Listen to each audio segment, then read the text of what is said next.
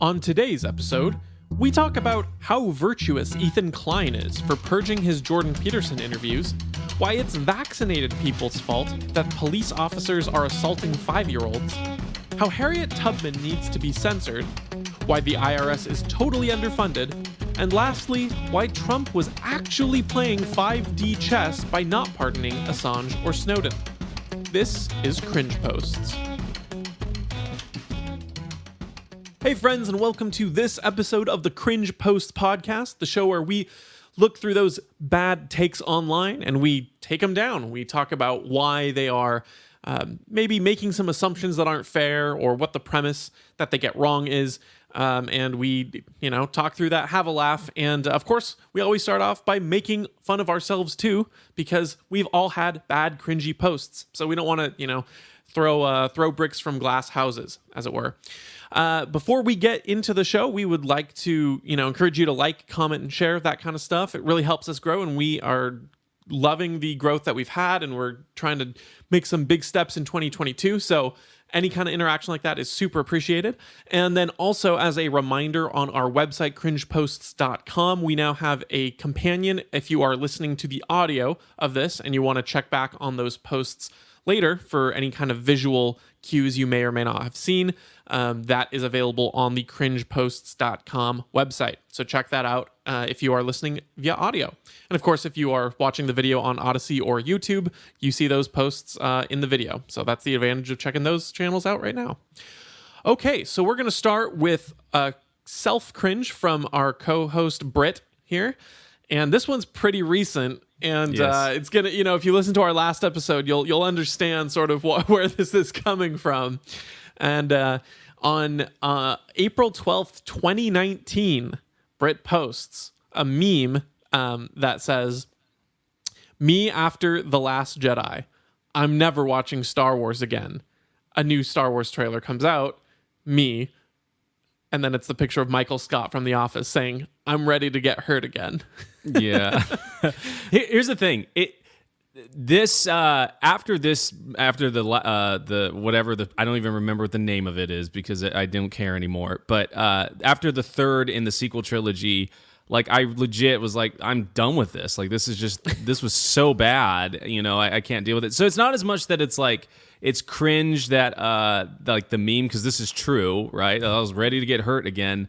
But it's the fact that I didn't have the ability to see that, this was trending at a nosedive downwards. And I actually remember we were talking about this before the show, but you commented like, "No, I don't think this is going to be good. I have very little hope." And I just really want to like whatever they put out with Star Wars, because I just love Star Wars so much.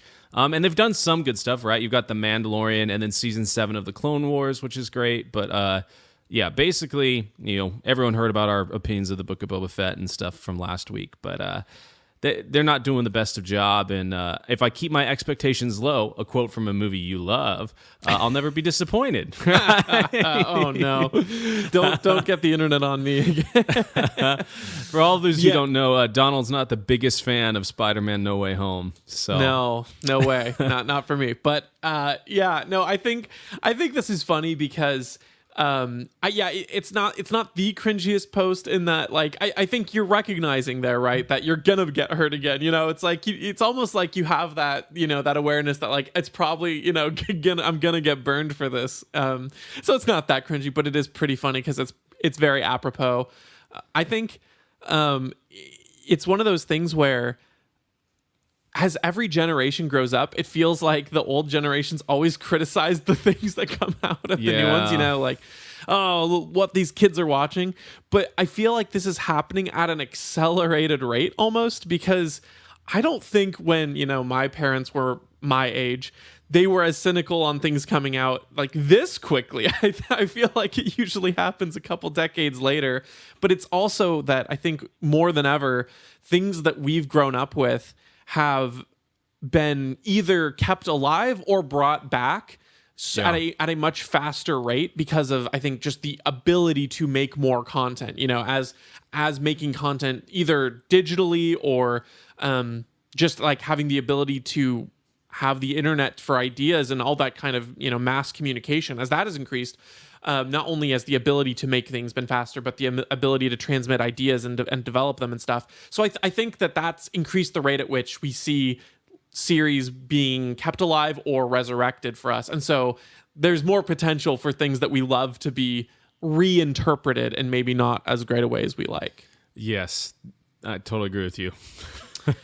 All right. Well, we could talk about Star Wars for too long, so I'll move on from this cringe post before I go down a tangent that has us spending half the episode on it. We'll start with this post from noted YouTuber Ethan Klein, or also known as H3H3 Productions, who tweets, "Years ago, I interviewed Jordan Peterson before I was very familiar with his politics. He was an interesting guest who I enjoyed sitting with. But especially now, I can see he's a dangerous gateway to the alt-right, transphobia, and COVID misinfo. I removed both interviews today."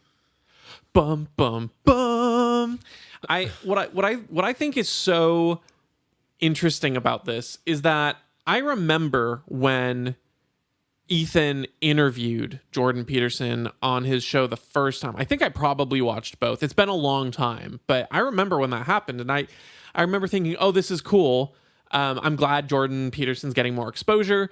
I remember I was following Jordan Peterson fairly early on, before he was like a household name. I remember he made an appearance on the Tom Woods show. I was familiar with him by that point, and even then he wasn't like that much of a household name yet. So I'd been following him for a long time. So when he got on the H3H3 podcast, I was excited. I remember listening to it thinking, yep, this is good conversation. Not particularly it wasn't like very feisty or spicy or like, whoa, he's going out there saying things that are, crazy. It wasn't any of that. It was just a conversation. And kind of in a similar vein at that time, to Joe Rogan, what I liked about the interview was that Ethan is not like an expert interviewing an expert. It was very much the everyman talking to someone who's an expert. And so asking the questions that a lot of people would ask, or like exploring complicated ideas, and Jordan Peterson's kind of breaking them down for that. So, I'm not a huge fan of the H3H3 podcast. I haven't ever really listened to it with any regularity, especially not now. But even when it launched, I wasn't a huge fan or anything, but I liked it. I appreciated these particular episodes. But now you see sort of that beautiful tinge of cancel culture where Ethan feels this pressure because Jordan Peterson is taking a stand on things, that he has to remove the episodes, regardless of the content of those episodes. Those episodes show that he is a reasonable person with reasonable views, and Ethan realizes, oh, I can't leave that up, because if people think he's reasonable, then they might actually, investigate further. And it's this bizarre thing where it's like people like this think that you are too dumb to be able to decide for yourself. I don't want you to be able to listen to this interview with Jordan Peterson. Now it would be different if like you had a show and someone came on and started spewing like all this propaganda and saying things like Jews are evil, Hitler was right. I think they would look like a fool. I probably wouldn't necessarily take it down because of that content, but you might have more of an argument, right? Even still, I think the idea is you kind of make a fool of yourself, and more speech is better. But it's like, okay, well, I can see how maybe if some people viewed that super offensively, why you would feel pressure to take it down. I could get that. I still wouldn't agree, but I could understand. But this is just kind of the pressure of the person, not the content itself. Yeah, I think you can really see the dishonesty in these actions by the fact that he had Jordan Peterson on, literally says he was an interesting guest and I enjoyed sitting with him. It's like, okay, so you're saying that he seems like a good enough guy to sit down with and be in the same room with, or whatever, however they did it, and you enjoyed being around him, and you left his podcast, or you left the interview up for however long it was up for, but now he's dangerous and, a gateway to the alt-right, transphobia, etc. And it's like, okay, so you're literally just moving with the times, right? Like all of this interesting stuff that came out and that, from that conversation now is not fashionable, right? And it makes you nervous and all these different things. And it's like, so what changed from back then to now that makes it so awful? And he's like, well, they're a gateway to the alt-right. It's like, well, if Sure, those are really flexible things, right? Like you can kind of like people will say that Focus on the Family is a domestic terror organization, right? Which is hilarious. So like people shift those things. So like, what do you think, Ethan? You know, like on these things. Obviously, you didn't think it was that offensive back then, because I could like stuff like racial hate or like anti-Semitism or like being a Nazi or anything like that. It's kind of timeless, right? And they're pretty clear when you are that way. You're saying that, you know, I think the Jews should all be killed or whatever. Like that is a pretty like, yeah, like clearly I don't want to have content like that up on my channel, right? Or I wouldn't want to sit in the same room necessarily and have a hour-long conversation with someone like that because I kind of already know their views, right? But Ethan thought Jordan's views were interesting enough to at least warrant a conversation. And that's what's so sad about all this stuff, especially with Jordan Peterson, because he's like, the guy's really interesting, right? He's got some really interesting viewpoints. He's very well accredited, very well established, and he's got some really significant works to his name. And then the core of his messaging is, you know, it's like, hey, bear responsibility, like find purpose in life and meaning in life. And it's like, I think it tells a lot that someone who is bold in saying that and unapologetic about saying something like that is crucified, you know, by the left and the media, and it's like, okay, so what? You have a problem with those talking points or that type of messaging? Like, what does that say about you? You know, and that's what I always found so funny. Like Jordan, I'm sure probably has said some crazy stuff or stuff that was, you know, he'll retract or whatever, you know, or like he's changed his mind on over the years, as anyone does. But the core of who he is, I think, has been demonstrated pretty well. That he's a person that's just like, hey, I want society and people to be better, and most of all, I want to talk about how we get there, right? And it's just crazy that we're not allowed to talk about that. And the people that are talking about it, Joe Rogan, you know, Jordan Peterson, all these guys are considered the biggest threats of misinformation to society.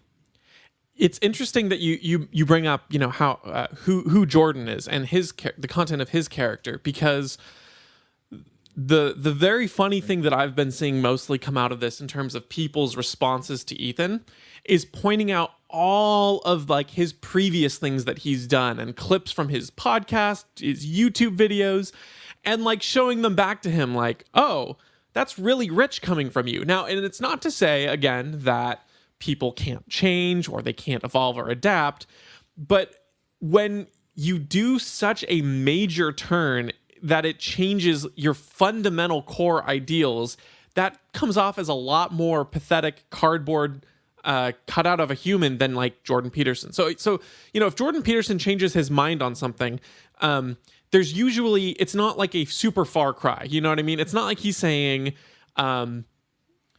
you need to, you know, clean up your room and slay your demons and get responsibility. And then the next moment he's saying, you know what? I was wrong. These kinds of things actually help to fuel toxic masculinity. You know, he's not doing those kinds of flips, right? But you look at Ethan, and Ethan started as a YouTuber who was doing a lot of like commentary and comedy on things and heavily criticizing people in edgy ways. And that's where I first knew him from. And like, he was kind of a little bit sharp for, I was in college, but I was, you know, still grew up homeschooled. I wasn't homeschooled at the time, but, you know, conservative value Donnie, you know, he's a little sharp at times for me at that age. But it was, you know, it was funny because the point was he was speaking in such a way as to point out truths in funny ways that were maybe sometimes harsh or something like that. And maybe sometimes he was a little vulgar while he was doing it. But the point is that his whole thing was that, like, he didn't mind offending people in the sake of humor because it was the comedian spirit, right? Where you're pointing out truths, and when you say things in jest, you're not often doing it to hurt someone. You're doing it to make a point or to demonstrate something like that, right? And now you have, you know, and you have clips of him saying things like the N-word, like, repeatedly, you know, that was who he was. And now he's completely flipped the script where he's canceling a completely benign interview with someone because they could be a gateway to the alt-right. And it's like, I don't know, man. unless you're willing to completely disavow your entire YouTube channel past where you're making fun of people, that could be a gateway to the alt-right, because people could see your comedy and see like, wow, this person isn't really worried about offending people when he's pointing out truth. And that could be a gateway to the alt-right, right? There's an infinite number of things that in his past where he was more of a real person, and now he's like slithered, like you said, with the times, that he's completely changed who he is. And so it's very disingenuous to see this kind of thing. One, there's like two other things I want to hit here really quick, but one is, I remember one of his videos in the past, he talked about the guy who was at the Seattle City Council meeting, and this, this lady is like asked, I don't even remember what the hearing was about at this point. You're talking about humongous? Yeah, exactly. Yeah. This lady's like coming up to this guy, like, what's her name? She's outraged. He's at this meeting. I remember it's very benign topic, but she's outraged, and he says Hugh. She's like, Hugh what? And he's like, humongous. That's the pun. That's the joke. His name is Humongous. And she's like, humongous what? And he's like, humongous. Like, that's the joke. But she was looking for a reason to be offended, And in this whole thing, like, Ethan is making fun of the person recording so much, and he's totally taking the side of humongous, right? And I think nowadays, modern Ethan would take the side of the offended person. He'd be holding the camera. He'd be holding the camera. Yeah. And then the last thing I'm going to say is on this, you can chime in after this, but one of the accusations Ethan lays against Jordan Peterson here is it's a gateway to transphobia. And I find this very interesting because what Jordan Peterson gained like viral, exposure from on the internet was taking a stand against the Canadian law that mandated that you had to use a trans person's personal pronouns. And as he said during that time and made clear, he did not personally cared if he was going to use a person's pronouns or not. He probably would if they asked him to. If a trans female asked him to refer to her as a she, he said he would do that. But he was standing up against the Canadian law because compelled speech is a bad thing for societies.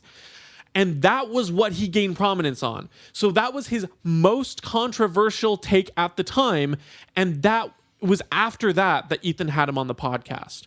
So you tell me who's changed. Jordan Peterson leading people to transphobia, or Ethan Klein, who knew this position going into the interview and had a great productive conversation with him.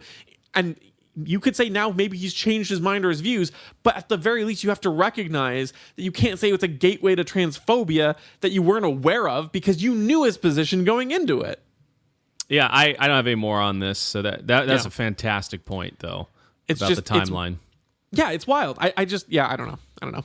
Ethan is not exactly the brightest person. I've lost so much respect for him. Even when he was debating Steven Crowder, I don't love Steven Crowder.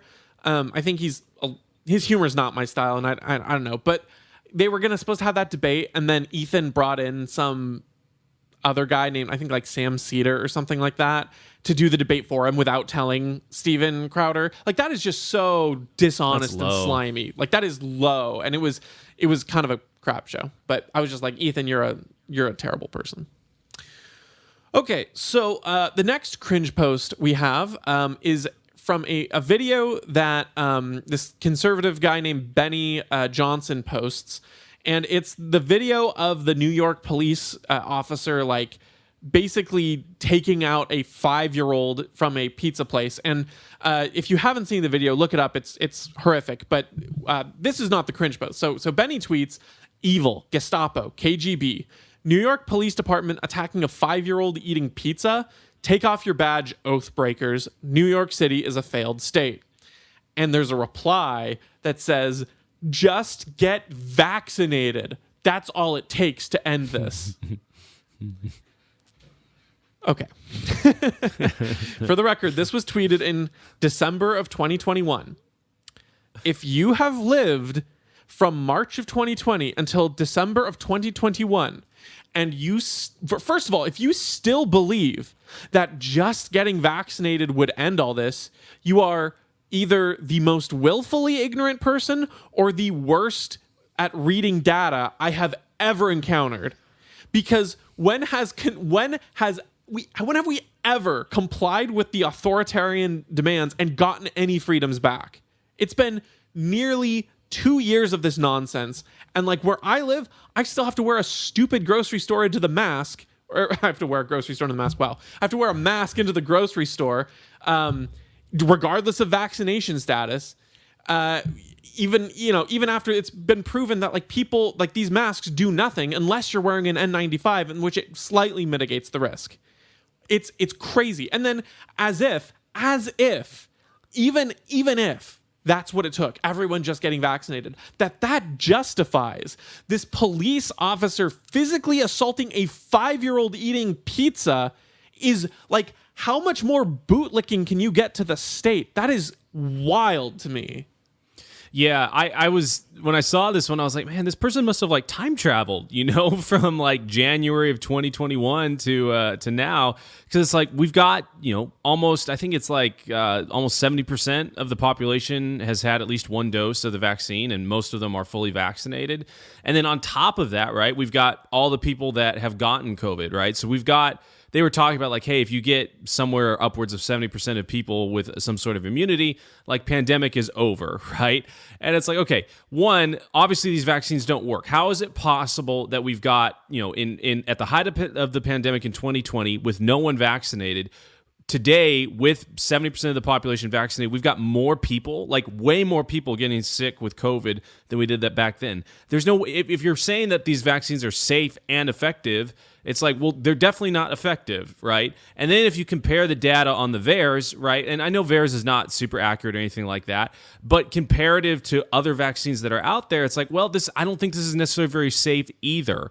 So these people just like, they get told this thing, it's literally the NPC meme, like, oh, vaccines are safe and effective. Like they just all will say that, and they're like, this is what you need to say. This is the talking point.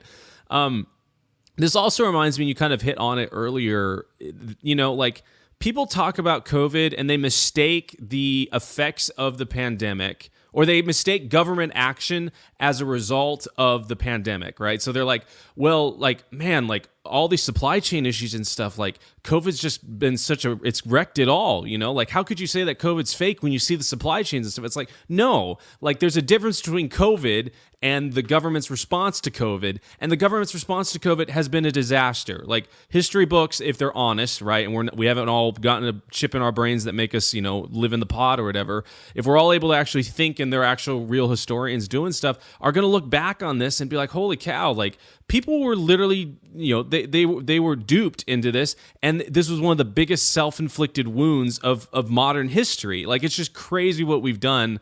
And it's just even more crazy to me that people are unable to separate government action from the virus. Yeah, people get sick. People have died. People get sick from a lot of different things. But people in general don't shut down and decide, hey, I'm not going to work or have any business for a year and a half. That's not something that people generally do. That takes a government that is authoritarian and wants power and is really power hungry to do that. Yeah, let's like think about, what is at the end of the day, what is the goal of like these people who are insisting that we need to, take a vaccination, wear a mask, etc. I guess, best case assumptions, they want a safe and healthy world so that people are not inflicted with a disease that is either painful or lethal. At what point do you think that your response, is worse than that disease, right? If the cure for COVID was to kill every single person who was identified with COVID, would that be the right response? Well, like, no, because the whole point of trying to mitigate COVID is so that you avoid, killing people or inflicting pain, right? So a government response where everyone who gets it just gets killed to try to stop the spread, that obviously defeats the whole purpose and is obviously super immoral and unethical for a multitude of reasons beyond just that. And so when you have study after study showing that young kids are neither the most at risk nor are they at all, susceptible for passing it on, why do you think that there is any justification for a police officer, the only person who can use force in a monopolistic, legitimately legal way in this context? Why do you think that, like, what most liberal type people who are super skeptical of, and they say they don't like the police, what justification in your mind can you possibly give for the most, I guess, privileged with violence to the least privileged type of, person in society, enacting violence on them in the most insane way. Like, what point can you say that the response to COVID in this, like, if it means that police officers are physically assaulting kids, that's not worth it, I think so much of our culture and society has lost this idea of sacrifice in the right ways. They say you need to sacrifice yourself for my good, or you need to sacrifice yourself for my value, which is, everyone being vaccinated, that kind of thing, rather than I'm going to make the sacrifices. Like, for instance, if I'm really worried about this, I'm going to have to, find a way to adapt. No. Everyone else needs to adapt around me.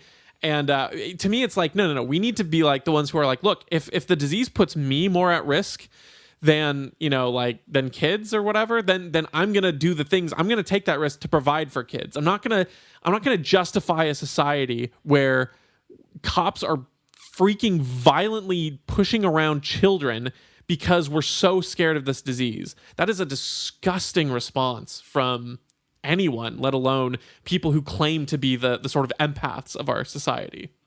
Well, I don't know if you saw that Rasmussen poll of like they took a poll of Democrats, and I think it was something like 59% of Democrats believe that, like, if you are spreading disinformation or misinformation about COVID, you should be punished with some sort of jail time or anything like that. And then I think it was like 48 or it was 40%. One of the two. Any amount is crazy, but they believe that if you get infected with COVID, like, you should be put in involuntarily or voluntarily into a quarantine camp. And it's like, holy cow, like there are a lot of people, right, that think that this is what should be done. And obviously on the Republican side, it's a little bit different. But that's what's so crazy about, like, and this is kind of getting into a broader topic, but like democracy, right? It's like, okay, you got 51% of the population deciding who gets to go to jail for what. It's like, how does this make any sense? This is not a sane way to run anything, right? This has no regard, what is right or correct or moral cannot be determined and should not be determined by who is in power at that time or who has 1% more people, on for voting for something because of outcomes like this, right? You literally have the minority of people, a bunch of Congress people and governors and a president that is deciding, what we can and cannot do. When I got COVID, I had this doctor call me. I don't know if they're a doctor or a bureaucrat. They said they're a doctor, but they behaved like a bureaucrat. And they were literally telling me, like, whether I could be in the same room as my wife or not in my own house. And it's like, okay, one, like, I'm not, even if you told me I couldn't, like, I'm not going to obey you. And two, how crazy is it that I couldn't imagine myself talking to someone on the phone, and saying that to them, like, hey, you're not allowed to be in the same room as your spouse. Like, I could get it if they were like, hey, like, we recommend that you don't, if your wife can't get sick, don't spend time in the same room or whatever. But no, it was like, hey, like, you're allowed to or you're not allowed to be in the same room. And it's just like, wow, like, this is not going to end because everyone gets vaccinated. Like, the problem is so much more deeper than that. It's this ability to think that, well, because I'm in power, I can do what I want and make you have the values that I think are important for you.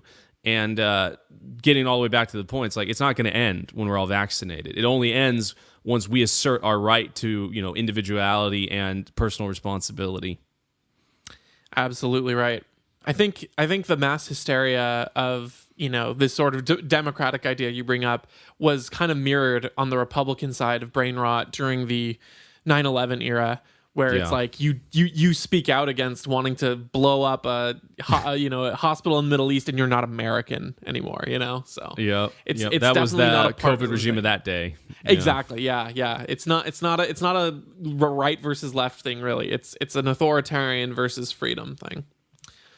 Okay, and for the next post, we have a Twitter image of someone sort of showing a mock-up of what they could imagine the $20 bill with Harriet Tubman on it look like, and it's the classic picture of Harriet Tubman with her hand reaching out and her pistol in the other, as sort of this symbolic, like, come with me to the Underground Railroad, of course, for the liberation of slaves.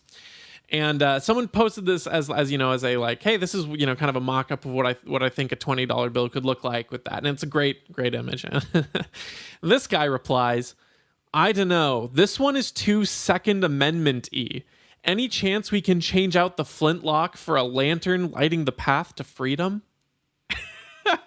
This one's not super deep, but man, I like recoiled. I mean, I was laughing and cringing. I was like, dude, like, how do you think the Underground Railroad worked? Like, I mean, like, come on.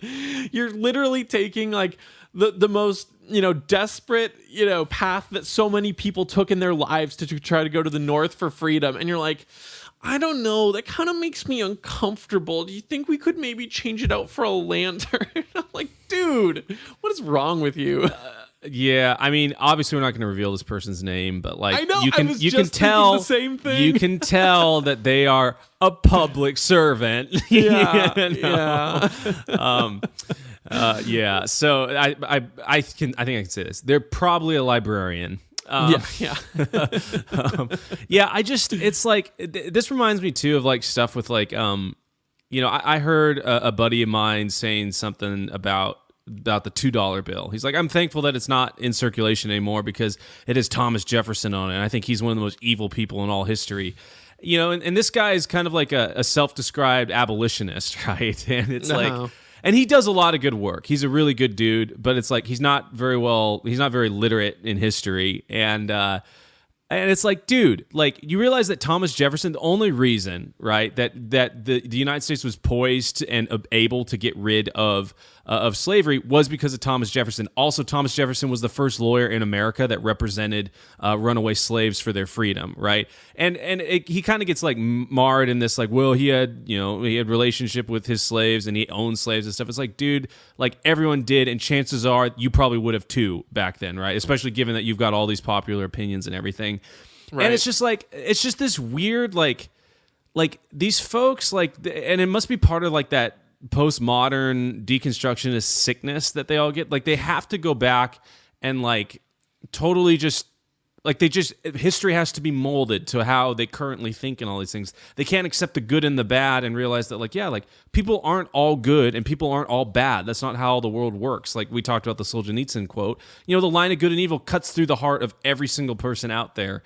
And it's like, to have a postmodern outlook, it's like you kind of have to ignore that, because you have to say, well, there are good people and there are bad people or whatever, or it's like, or it's relative and it changes as time, and so we're going to mold back history. It's like, okay, like, I don't really know much about Harriet Tubman, to be honest with you. So I don't. Did she have a gun, or was she like part of that? Okay, yeah. Cool. So like, she was like the prominent leader on the Underground Railroad. It was thanks to her that hundreds of slaves were able to escape to the North, right? And it's like, if you see runaway slaves, like, you try to capture them, but you would also try to kill them. It's like you want to shoot a dead slave, and you'll get a reward for that, more than letting them escape, right? So of course you're going to be armed, because who knows what horrible things could happen to you if you get caught or captured. Yeah, it's just like, and these people like that don't like the Second Amendment. It's like, okay, this at least should make you think about that. Like, okay, what is the antidote to slavery, right? Like, in the moment, like, let's just make it as like simple as possible. You're in your house, and a bunch of people that want to make you work for them for free, enslave you, come to your door. How do you stop them? With a lantern or with a gun? It's like, you've got, or you've got to use your fists, right? And it's like that classic quote, about the Colt, 45. It's like, I can't, like, God made man and Samuel Colt made them equal, right? Because now you've got a gun, and like, even if you're a scrawny, person, like, you can defend yourself against someone much larger than you, because you're able to harness the power of lead and throw it at them at thousands of miles per hour. And these gun people are going to get on me for that. Not thousands of miles per hour, but thousands of feet per second. And it's just like, I don't know, man. It's like, I get it. Like, we should, you and me as Christians, and I don't know if you're actually like this, but I'm pretty pacifist, right? Like, the most extent that I can, I don't want to have violent confrontation with people. And like, as a Christian, like, the Bible talks about like, hey, to the best of your ability, live at peace with all men, right? But at the Right. same time, I have a duty to protect people around me, the people that I have been, my family, the people that I'm responsible for, from people that might have ill intentions, right? And at worst case scenario, it's like I want to have the most amount of power in my ability to do that. And obviously, Harriet Tubman felt the same way. Yeah. To reference your earlier point about, this sort of taking of only the good parts or only the bad parts of someone, not recognizing the virtues of someone like Thomas Jefferson, or in this case, like you're literally even trying to scrub a very famous historical picture of Harriet Tubman. Like this is not like a mock-up that someone made. This is a classic photo, but I think about like this, and also with relation of like tearing down the statues of people like Robert E. Lee. I think I've mentioned this, on an episode, recently, but it's just like the more that you divide people by identifying them only as evil humans, it's like you don't have any role models or any heroes with virtues you can look at who are perfect, unless unless you're looking at Jesus Christ. And it's like, I think that there is value in celebrating virtuous people. I think it's good to have role models in your life. It's good to have historic role models. It's good to make sure that things in a culture are lauded when they are done nobly. Because if anyone who's seen kids know that human nature is not, you're not born just a nice person. You really aren't. Kids are evil. Kids are like some of the meanest people you will find, unless they are, very, very strongly encouraged and taught in the right ways to not be totally horrible to another, and so it's like when you complain about Thomas Jefferson and his owning of slaves and all things that he did that were awful. It's like, yeah, I don't think we should sugarcoat it. I don't think we should whitewash it. But I also think that we need to recognize that in spite of those things that, like you said, pretty much everyone in his era had as a flaw, he set up the foundations of liberty that would lead to things like the Underground Railroad, and ultimately like the freedom of Black people in America, and for the most part in the modern world. So you have to recognize that, like, someone who, in spite of his time, can do that. He deserves to be honored because of that virtue, and that virtue should be lauded. And so it's like, I don't know, it's not a one-to-one with this dollar bill thing, but it's like, you can't just take the pieces of the historical figure that you want and then try to erase the rest either. And it's like, part of the Underground Railroad was that it was life or death. And part of the way that they secured themselves was through the security of a firearm. And that is the right to defend yourself amidst people who would want to recapture you as a slave. That is as American as it gets. That's as American as printing really too much money. You'd almost say it's self-evident. Yeah, exactly. Yeah. Okay, we'll move on to our next cringe post here. And this one is probably, I think, the most recurring person we've had on cringe posts. I think this is like the third or fourth appearance. Easy fodder for us. Easy fodder. It is none other than Senator Elizabeth Warren, who tweets, "Republicans have intentionally gutted the IRS, making it harder for Americans to file taxes and easier for the wealthy to cheat. Hashtag Build Back Better would give the IRS the resources to go after tax cheats and help Americans accurately file their taxes." And now, you know what I think? So when I'm thinking in the mind of like an apolitical, moderate person, everyman, they're thinking, man, I wish my tax dollars went more to the IRS. I think that's what they're all thinking. Not like, I wish these potholes were filled, or, man, I wish the DOL operated faster. No, they're thinking, the IRS, they need more money. Yeah, her first line where she's like, "Republicans have intentionally gutted the IRS." Like, I think, like, man, if only they did that. Right. It's funny, if you talk with anyone, everyone hates the IRS. No one likes them. No one wants them more money. I have two specific examples that I think of. Like, one is my Uber driver a couple weeks back. We were driving through Seattle, and he lived in Ballard, which is kind of north of Seattle. and it had just snowed, and he was talking about like, yeah, man, like I pay all these taxes and they don't even plow the roads here. Like they're not even prepared. And then we got into this whole thing, you know, about Seattle and a lot of the crime and homelessness and all that stuff. He's like, yeah, like basically when I go out to my car every day, like I expect there to be some vandalism. Like this morning, someone chopped off my mirror. He's like, I pay all these taxes and the cops don't even enforce that stuff. Jeez. And then two, you know, I have a family member who does some construction and stuff like that. And, you know, you've got these IRS agents, right? You got a couple of them. There are three of them, right? And because this guy didn't do something proper on his payroll. I think it was something small. It was like $700, like in missed or unreported, like expenditures, right? Tiny in comparison to like what happens, you know, in construction. And like because of this $700 discrepancy, the IRS put 3 full-time people on auditing this guy. It's like, okay, like you've got these people. I don't know how much they're paid. Let's just assume they're paid the median salary, right? Like $45,000 or whatever it is here in Seattle. And you got $130,000 worth of personnel going over this person's finances, digging through it, causing stress, causing that person to rack up all these bills with their accountant and all these different things. Over $700 discrepancy. And I get it, right? Like they're trying to see, well, I don't want there to be some sort of money laundering or something crazy or you know, maybe that $700 means something else. But it's like, dude, like this is a small single person business that maybe does $500,000 worth of revenue, which is potatoes, right? Like when the average house here in Seattle is, you know, $600,000, $500,000 in revenue is not that much. It's like, what a waste, literally a waste and destruction of value. Like my money went to pay that person's salary and they spent all of their time trying to recover $700. Like that's basically what it boils down to. And that math doesn't add up to a sustainable organization, which is probably why they want so much money to hire more people. Right. Well, that's generally how it works with government. You fail, you get more money. I was just going to say this is a great example of what Corey DeAngelis talks about a lot with public schools, is also very applicable here, where it's like the only time when something can fail and get more money, it's when it's a government public school or the IRS, right? Two things onto that, but one, I want to say the average IRS agent salary is $87,445 a year. No way. Yes. That's the base average pay via Glassdoor. So base average is $87,000. They get bonuses on how much they collect or something. Right.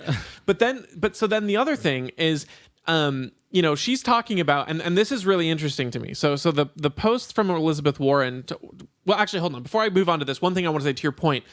Not only are they, you know, causing all this misery for this person, wasting our taxpayer dollars to audit this construction company, they're making the construction company less productive, which goes in making a construction company less productive, which is the way that you like build housing and take care of one of Seattle's biggest problems, which is supply of housing, right? So, or buildings infrastructure in general, you know? So it's like, not only are you, you know, paying someone to do something that's kind of pointless and inconvenient, you're paying someone who's actively harming and making it actively a hindrance to create these social services that private businesses do, like making more housing, which makes more affordable housing, right? So totally wild there. But okay, back to her post.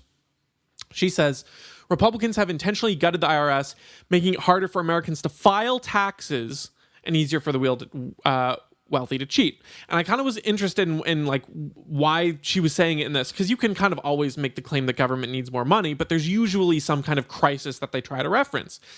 And so I was looking this up, and apparently there are, and I wish I could remember the number. The number slipped out of my head, but there is a huge number of tax cases from 2020 that have not been resolved, that people are still waiting to have taken care of, because the IRS is so, you know, they'll claim underfunded or undermanned or whatever.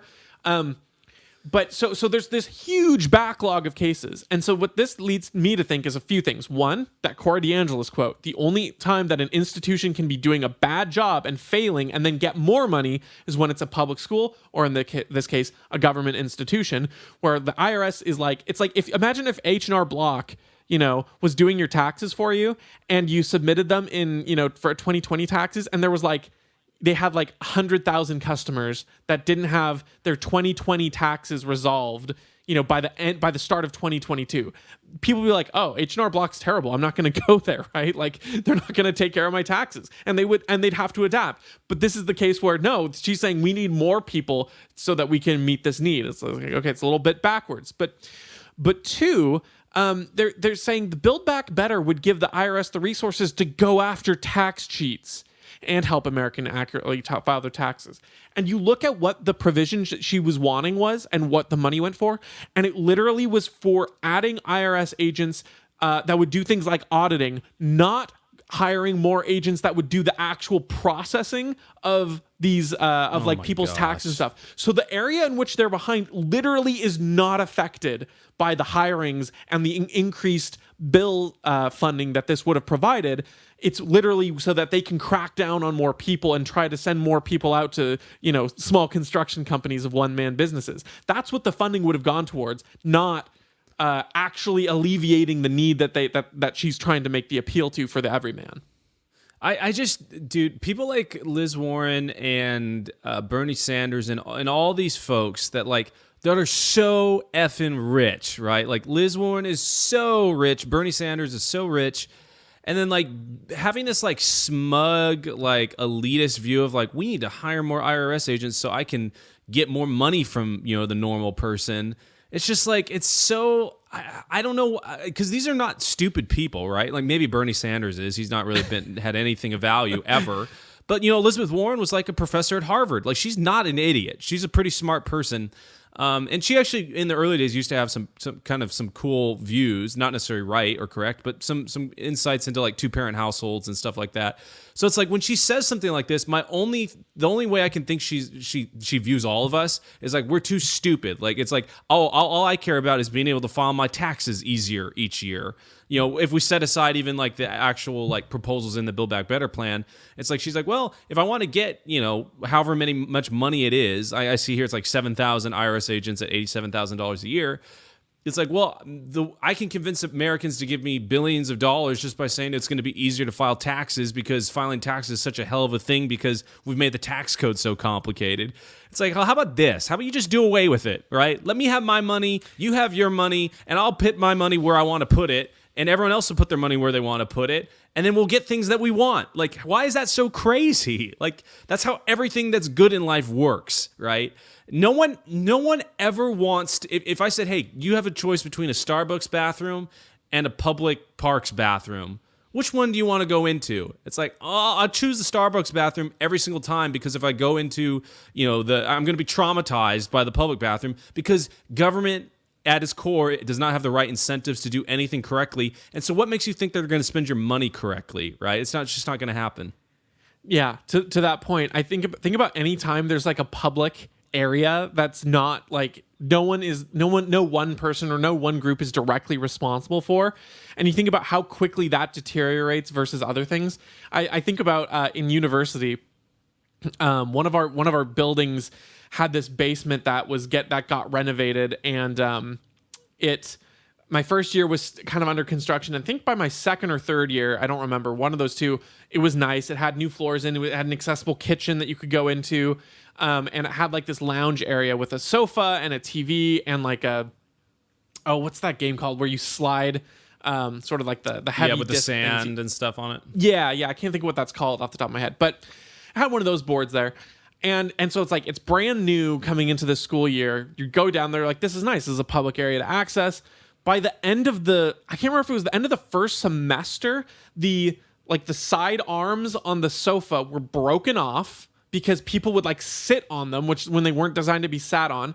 The table that for that game was completely chipped because people would go in there and just try to throw them as hard as they could. So little pieces were chipped on it everywhere, and things were broken off. And so the place was kind of trashed because there was no one responsible for that area. It was not privately owned. And so you look at that and you're okay, so why does this make sense on a societal level for something government services? Why is that the case? Why do we think that's going to work? And so I don't know. I think when I look at the IRS thing and you see how far behind they are, and it's like, well, we have to amass our resources into this inefficient government thing. It's like, or let's just simplify the tax code. That would make it a lot easier for people to file taxes. It'd be a lot easier for the IRS agents to go through taxes too. So, my last point on this one, because I think about like the tax return season.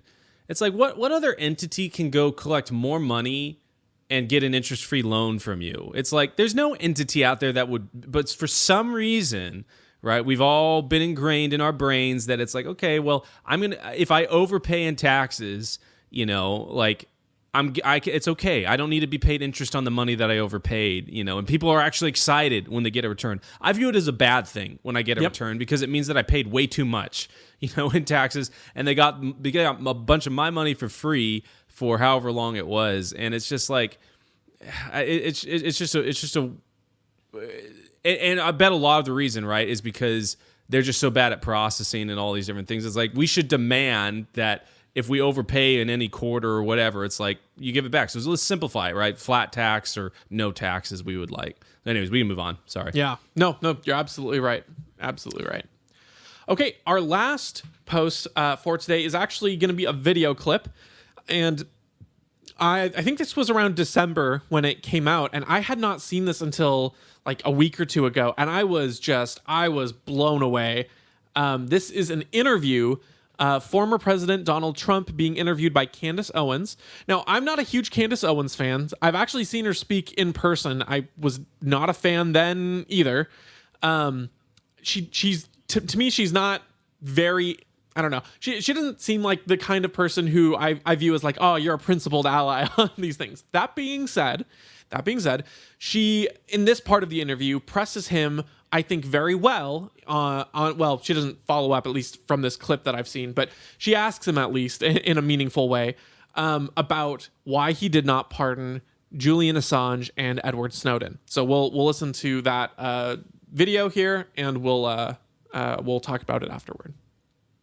In terms of talking about this corruption, by the way, a name that comes to mind in the news recently is Julian Assange. He was exposing this corruption early on. He's had his life ruined because of it. It's a really sad story. Edward Snowden, think about that bravery. For me, I was quite young when that was going on. But the idea of saying, hey, whistleblowing, actually, we've got some corruption going on. They're not being honest with the American people. You could have had a chance to pardon these individuals. Why decide not to in that moment? You have two sides of it. In one case, you have like sort of a spy deal going on, and in another case, you have somebody that's exposing real corruption. Right. I feel a little bit, I won't say which one, but I feel a little bit more strongly about one than the other. Right. And you probably understand that. Mm-hmm. But I could have done it, but I will say you have people on both sides of that issue, good people on both sides, and you have some bad people on one side. But I decided to let that one ride, let the courts work it out. So, okay, there's so many things of note here.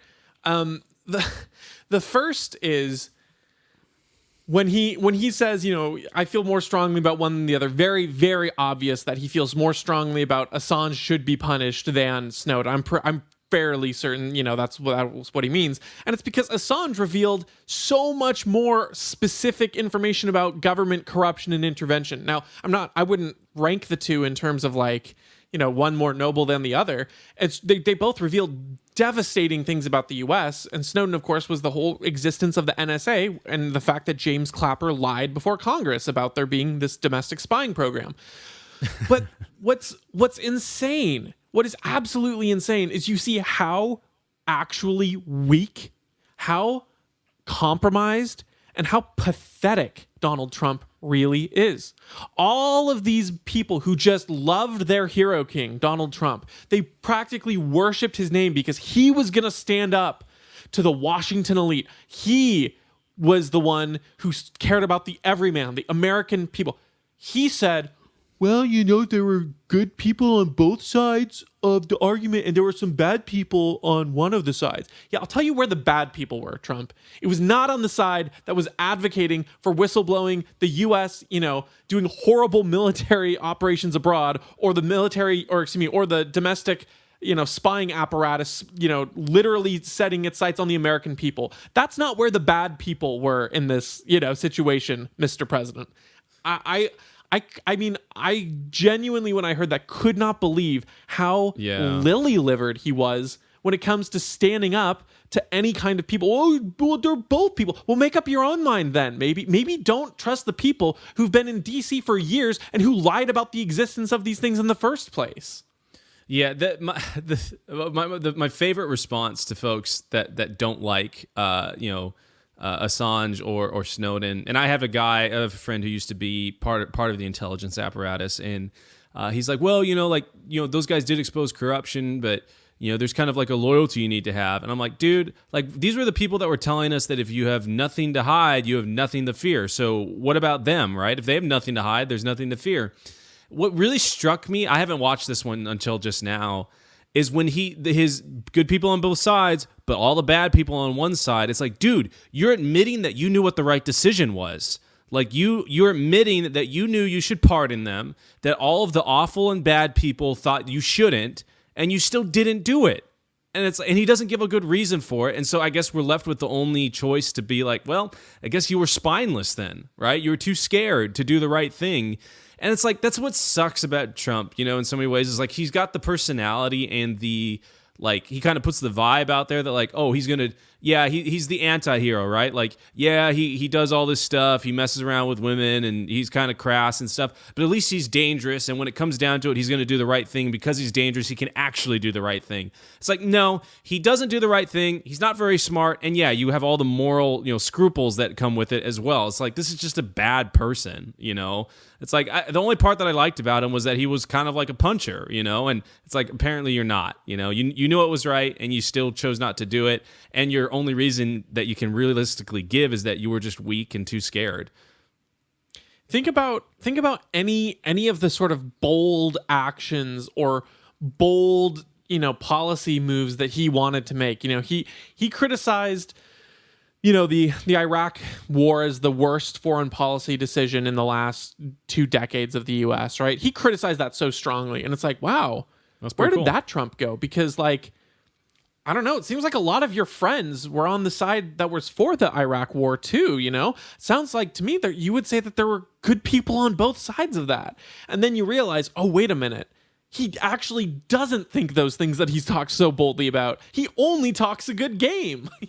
Like we talked about in the last one with Nixon. It's like, oh, right. When it comes down to it, he actually not that I necessarily support the Mexican border wall, but it's like he talked a big game but didn't do it, because guess what? When it comes down to it, there are both good people on both sides, because you're just part of the machine. You're just part of the swamp too. You are so used to, being a sort of charismatic in the business world person with power that you're more willing to cut deals with people who don't have anyone but their own interest at heart than you are to put your own neck on the line to take a stand for something. Yeah, as we're talking about this, it reminds me of a baby, or a toddler, actually. Because it's like, I remember spending time with this family, and they had this kid, and he was maybe like 3 or 4 or something like that. And he loved attention. And so he would do something, and then he'd look over at you, or look over at his parents to see their reaction. And it would range from, jumping up and down, doing something cute, to, throwing someone's computer or phone down the stairs, right? And looking over and seeing the reaction. And based on whether he got attention or not, he would continue to do that action. And it's like, that's how Trump was, dude. Like, that's what he is. He said something. He's like, I'm going to say something about the Iraq war. And like, he said it, and then he's got a bunch of applause, and he's like, I'm going to just keep saying that, right? And just like here, he's just saying stuff. He doesn't actually believe any of this crap. Like, he just says it, hopes that it gets attention, and if it works, he'll keep saying it. If it doesn't work, he won't say it anymore. I guess we'll see here. It looks like maybe he'll probably run in 2024, or at least make a run at it. We'll see. Obviously, this didn't go over very well with a lot of people if he changes his tune. Or maybe, dude, that's the one solution. I think that's the obvious one, right? That he just kind of says whatever the hell he thinks is right in the moment, or not right, but like gets the most applause. Or 2, they did the cyberpunk on him, and they swapped out his brain for someone else's. So that's only two explanations for it, Yeah. Well, and you can see him trending more that way. They talk about him and the vaccination thing. I don't know if you were following any of that. I know Dave Smith had been talking about that, and you know, he wants the credit. He just wants it, you know. Right. Well, and he's takes shots at, you know, Ron DeSantis because he's worried about him. He's saying things like, well, I think people who won't say if they're boosted or not are you shouldn't do that. You should just be upfront and honest. If you're boosted, I'm boosted. And, you know, like his base has started to boo him now because I think I you know, that's hard to know. I think one, he was always weak and he always wanted to cut deals with people, but two, being in Washington made him more likely to do that and just made him less prone. He just got sucked in. And now I don't think he'll have the same kind of response. I think it'll be a bitter fight if he does run in 2024, but I don't think he will overwhelmingly crush if you can have another strong contender, because people are tired of him cutting deals with people like Mitch McConnell when that's not the original person that they stood for. So yeah, I don't know. I was so disgusted with him in this, and it's like I don't think I've gone on a a cathartic anti-Trump rant in a long time, and it feels good to, because so often I feel like I have to defend him because the left criticizes him on all the stupidest things, on all the wrong things to criticize him for.